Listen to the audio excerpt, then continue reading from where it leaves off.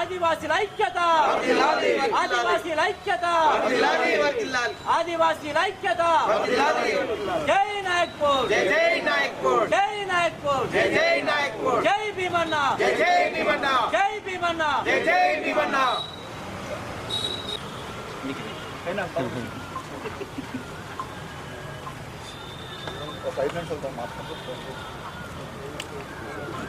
జై ఆదివాసీ, జై భీమ్, జై భీమన్న.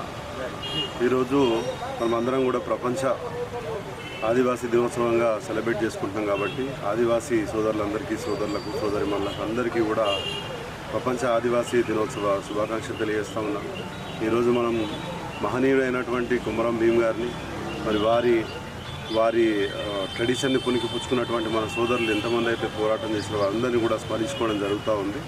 ఒకటి ఏంటంటే ఆదివాసీలు అని అంటే యాక్చువల్లీ అక్కడ ముందు నుంచి ఉన్నటువంటి వ్యక్తులు, ముందు నుంచి ఆ అడవిని పట్టుకొని ఉన్నటువంటి వ్యక్తులు. వారు అసలు ఫస్ట్ మూలవాసుల కింద వాళ్ళే రావాలి. యాక్చువల్గా ఏంటంటే మనుషులు అనే వాళ్ళు మైగ్రేట్ అవుతూ ఉంటే, ఆ మైగ్రేట్ అంటే నీళ్లు చూసుకొని, మంచి భూమి చూసుకొని, అంటే చూసుకుంటూ వెళ్ళి బతకడం నేర్చుకున్న వాళ్ళు వేరు.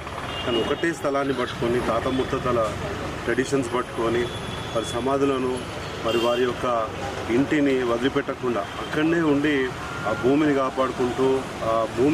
కాపాడుకుంటూ మరి అక్కడ చుట్టుపక్కల ఉన్నటువంటి వన్యమృగాలతో కూడా స్నేహంగా ఉంటూ, అవసరానికి మించకుండా అక్కడ ఉన్నటువంటి రిసోర్సెస్ని వాడుకోకుండా మంచిగా మెయింటైన్ చేసినటువంటి వ్యక్తులు ఆదివాసులు.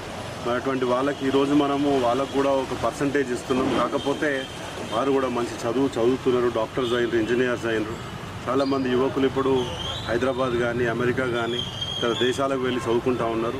ఈ అవేర్నెస్ అంతా కూడా ఇప్పుడున్నటువంటి యువకులు, మన చదువుకున్నటువంటి ఆదివాసీలు తమ తర్వాత తరాలకు కూడా ఇది అందించాలా, అవేర్నెస్ అందించాలా, ఎడ్యుకేషన్ అందించాలా. ఎంప్లాయ్మెంట్ అవకాశాలు ఏదైనా ఉంటే వాళ్ళకు కూడా మన చేదోడు వాదోడుగా ఉంటూ వారిని కూడా ఒక స్టేజ్కి తీసుకురావాలని చెప్పి నేను మనస్ఫూర్తిగా కోరుకుంటా ఉన్నాను. మరి ఇందాక మా చైర్మన్ గారు విఠలరావు గారు చెప్పినట్టు బీఆర్ఎస్ పార్టీ చాలా చేసింది ఆదివాసీల కోసము. మరి వారికి ఒక ఆత్మగౌరవ భవనాన్ని ఇచ్చింది. మరి ఆ ఒక జిల్లాని కుమరం భీమన్న జిల్లాగా మార్చింది. మరి అటువంటి నిబద్ధత గల నాయకత్వం మాకున్నందుకు మాకు చాలా సంతోషంగా ఉంది. ఎందుకంటే అన్ని వర్గాలను చేయబట్టుకుని నడిపించినటువంటి మనస్తత్వం, నాయకత్వం మా కేసీఆర్ గారికి ఉండే. మరి అది ముందు కూడా మాకు స్ఫూర్తినిస్తూ మరి బడుగు బలహీన వర్గాల ప్రజలను అప్లిఫ్ట్ చేసే విధంగా మాకు ఇన్స్పైర్ చేస్తూ ఉండాలని చెప్పి కోరుకుంటాము.